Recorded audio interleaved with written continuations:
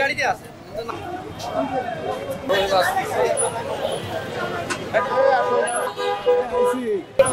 আমরা জানি যে সারা দেশে এখন প্রচুর গরম, গোপালগঞ্জেও গরম।